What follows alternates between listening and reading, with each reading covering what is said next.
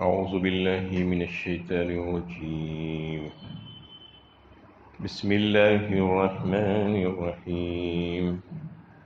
ولو شاء الله لجعلكم أمة واحدة ولكن يضل من يشاء ويهدي من يشاء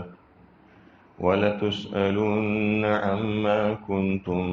تَعْمَلُونَ۔ اگر اللہ چاہتا تو سب کو ایک ہی امت بنا دیتا، لیکن وہ جسے چاہتا ہے گمراہ کرتا ہے، جسے چاہتا ہے ہدایت دیتا ہے،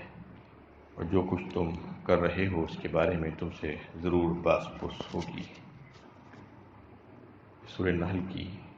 93 نمبر کی آیت ہے۔ اس سے گزشتہ کئی آیتوں سے اللہ تعالیٰ اپنے بندوں کو احکامات دے رہے ہیں۔ رکوع کے پہلے ہی آیت میں یہ بات آئی کیا کیا کام کرنے کے ہیں۔ ان اللہ یأمر بالعدل والاحسان وایتاء ذی القربی، یہ کام اللہ تعالیٰ کو پسند ہے۔ اللہ تعالیٰ نے اس کا حکم دیا اپنے فرما بردار بندوں کو، اور پھر کئی ایک کاموں سے رکنے کے لیے کہا گیا، اس سے منع کیا گیا۔ اور اس سے پہلے کی آیتوں میں بھی اللہ تعالیٰ کے عہد کو نہ توڑنے کے لیے کہا گیا، عہد پختہ کر دینے کے بعد اس کو اپنے فائدے کی خاطر اس کو نہ توڑنے کا حکم دیا گیا۔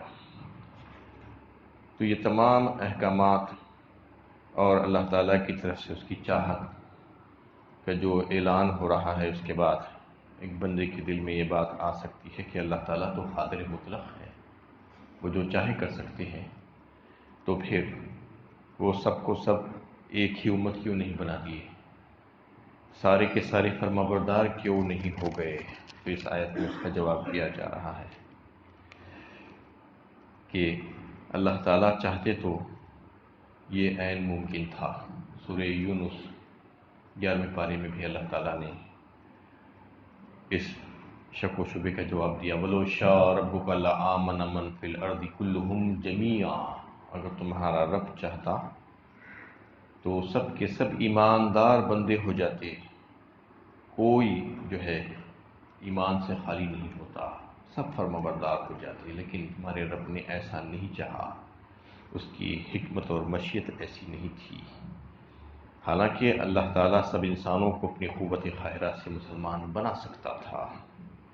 توحید اور اسلام پر لا سکتا تھا، لیکن چونکہ آزمائش مقصود تھی اس لیے انسان کو یہ آزادی بخشی گئی کہ حق و باطل میں سے جس کا چاہے انتخاب کر لے۔ اب جو شخص جس چیز کا طالب ہوتا ہے، اللہ تعالیٰ کی مشیت اسے اسی راہ پر ڈال دیتی ہے۔ اس لیے مشرکوں اور کافروں کی کثرت سے کسی کو متاثر نہیں ہونا چاہیے، بلکہ دیکھنا چاہیے کہ اس کی نجات کس راہ کے اختیار کرنے میں ہے۔ ان ربک هو اعلم بمن ضل عن سبیلہ وهو اعلم بالمہتدین، فرمائے بخاری کہ تمہارا رب بہت اچھی طریقے سے جانتا ہے کہ کون ہدایت کے راستے پر ہے اور کون گمراہ ہے۔ اللہ تعالیٰ جس کو چاہتے ہیں ہدایت دے دیتے ہیں، ہدایت سے نواز دیتے ہیں، لیکن اسی کو ہدایت دی جاتی جو ہدایت کا طالب ہوتا ہے۔ تو اس میں اللہ تعالیٰ نے واضح فرمایا کہ اللہ تعالیٰ اگر چاہتے تو سب کو سب ایک ہی امت بنا دیتے، کوئی گمراہ نہیں ہوتا، لیکن ایسا نہیں چاہا اللہ تعالیٰ نے، ان کو آزادی دے کر چھوڑ دیا گیا اور ان کو بتا دیا گیا کہ تم جو چاہے راستے پر چلو، لیکن اللہ تعالیٰ کا پسندیدہ راستہ کون سا ہے وہ بھی بتا دیا گیا۔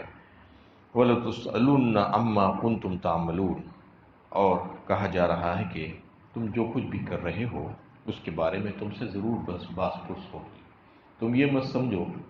کہ تم کو ساری نعمتیں دینے کے بعد، زندگی دینے کے بعد تم کو دنیا میں ایسے ہی بھیجا دیا گیا، چھوڑ دیا گیا اور تم جو چاہے کر لو گے تو تم کو کوئی پوچھنے والا نہیں ہوگا۔ نہیں، دنیا کی دیگر معاملات میں بھی تو تم سے کوئی باس پرس کرتا ہے، کوئی تم کو کچھ ذمہ داری دیتا ہے، کچھ سہولتیں دیتا ہے، تو پھر اس کے بعد اس کے بارے میں سوالات بھی کرتا ہے، سوال کرتا ہے، تم سے پوچھتا ہے کہ تم نے اپنے اوقات کہاں پر لگائے۔ تو ایسے ہی اللہ تعالیٰ جب دنیا بھر کی چیزیں تم کو دیے ہیں تو تو پھر اس کے بارے میں ضرور باس پرس ہوگی کہ تم نے آیا وہ اختیارات کا صحیح استعمال کیا تھا یا اس کا ناجائز استعمال کیا تھا. اس کے بارے میں قیامت میں باس پرس ضرور ہونے والی ہے. وَلَا تَتَّخِذُوا أَيْمَانَكُمْ دَخَلًا بَيْنَكُمْ فَتَزِلَّ قَدَمٌ بَعْدَ ثُبُوتِهَا وَتَذُوقُوا السُّوءَ بِمَا صَدَدتُّمْ عَن سَبِيلِ اللَّهِ وَلَكُمْ عَذَابٌ عَظِيمٌ. اور اپنی قسموں کو آپس میں خیانت کا ذریعہ نہ بناؤ کہ کوئی قدم جمنے کے بعد اکھڑ جائیں، اور اللہ کی راہ سے روکنے کی پاداش میں تمہیں برے نتیجے کا مزہ چکھنا پڑے اور تم بڑے عذاب کے مستحق ہو جاؤ. اس میں لوگوں سے خطاب کر کے کہا گیا ہے کہ تم قسم کھانے کے بعد، اللہ سے عہد و معاہدہ کرنے کے بعد پھر نہ جاؤ. یعنی تم جو کچھ بھی اللہ سے عہد و معاہدہ کیے ہو، شہادت ادا کرو اس کی، یعنی کلمہ شہادت اور اللہ کی بندگی اور اطاعت کا جو تم نے وعدہ کیا ہے، جو عہد باندھا ہے، اس کو پورا کرنے کی کوشش کرو. یا اس میں ایک بات یہ بھی ہے کہ تم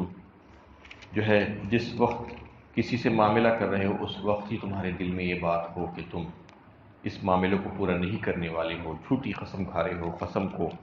تم اپنی خیانت کا ذریعہ بنا رہے ہو، تو سمجھ لو کہ یہ بہت ہی برا کام ہے. یعنی کوئی پہلے سے ہی جو ہے کسی کو دھوکہ دینے کی نیت سے یہ کام کرتا ہے تو سمجھنا چاہیے کہ اس کی سزا بھی اتنی ہی سخت ہوگی. ایسے ہی اگر تم نے اسلام کو قبول کرنے کے بعد اس سے انحراف کی راہ اختیار کی تو تمہاری یہ حرکت کتنے ہی لوگوں کو اللہ کی راہ سے روکنے کا سبب بن جائے گی. ایسے ہی تم لوگوں کو جو ہے غلط کاموں کی طرف لگانے کی کوشش کرو گے اور اللہ کا عہد توڑ دو گے، تو تمہاری وجہ سے، تمہاری غلطیوں کی وجہ سے لوگ جو اسلام کی طرف آ رہے تھے وہ اس سے جب پھر جائیں گے تو اس کے ذمہ دار بھی تم ہی ہوگے، کیونکہ تم خود گمراہ ہو گئے اور لوگوں کو گمراہی کا جو ہے لوگوں کی گمراہی کا سبب بن گئے. اور اگر ایسا تم نے کیا تو اس کے نہایت برے نتائج تم کو بھگتنا ہوں گے اور سخت سزا کے تم مستحق ہوں گے. وَلَا تَشْتَرُوا بِعَهْدِ اللَّهِ ثَمَنًا قَلِيلًا إِنَّمَا عِندَ اللَّهِ هُوَ خَيْرٌ لَكُمْ إِن كُنتُمْ تَعْلَمُونَ. اللہ کے عہد کو تھوڑی قیمت پر نہ بیچو. جو کچھ اللہ کے پاس ہے وہ تمہارے لیے بہتر ہے اگر تم جانو. اللہ کے عہد کو تھوڑی قیمت پر نہ بیچو، اس سے مراد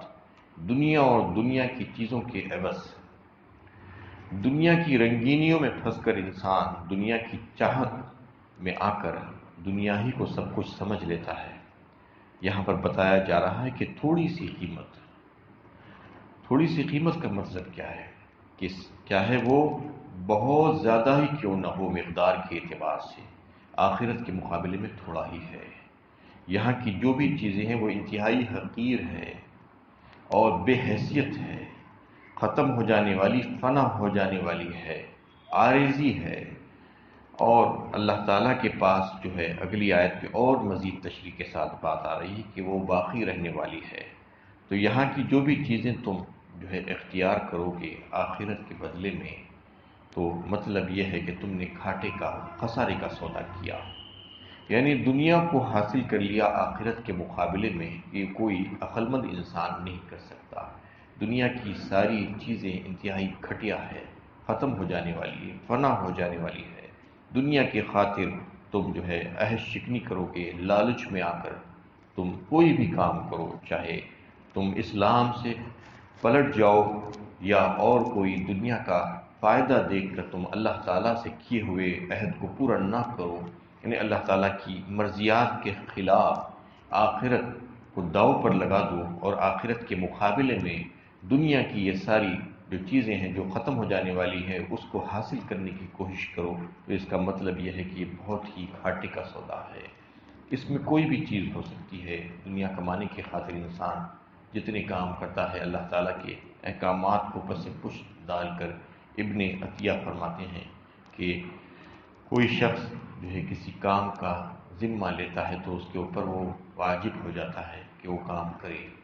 اور اگر وہ کام کے کرنے کے سلسلے میں کسی سے کوئی اجرت طلب کرتا ہے اور کام نہیں کرنا چاہتا تو اس کا مطلب یہ ہے کہ وہ اللہ کے عہد کو توڑ رہا ہے۔ اسی طریقے سے کسی کام کے نہ کرنے کے لیے کہہ دیا گیا ہو اور پھر وہ اس کو کرنے کے لیے کسی سے کوئی لالچ یا معاوضہ طلب کرتا ہے تو اس کا مطلب یہ ہے کہ وہ اللہ کا عہد توڑ رہا ہے۔ تو اس کا مطلب یہ ہے اس سے مراد کہ تمام قسم کی رشوتیں، جتنی رشوت کی جتنی قسمیں ہو سکتی ہیں وہ سب کے سب حرام ہیں۔ یعنی رشوت کہتے ہی اسی ہے کہ کسی انسان کو کوئی ذمہ داری سونپی گئی اور اس کے عوض اس نے کوئی بات طے کر لی پہلے سے کہ مجھے اتنا معاوضہ دیا جائے گا، اس کے باوجود وہ کسی اور کا اس سلسلے میں کام کرنے کے لیے مزید کچھ معاوضہ مانگتا ہے، اور اگر وہ معاوضہ نہ دے تو اس کو ٹلاتے رہتا ہے، کام نہیں کرتا۔ اور ایسے ہی جو ہے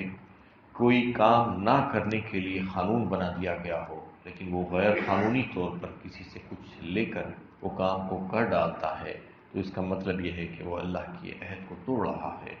اور دنیا کی خاطر اپنی آخرت کا سودا کر لے رہا ہے۔ جو آخرت کی اعلیٰ ترین نعمتیں اس کو ملنے والی تھی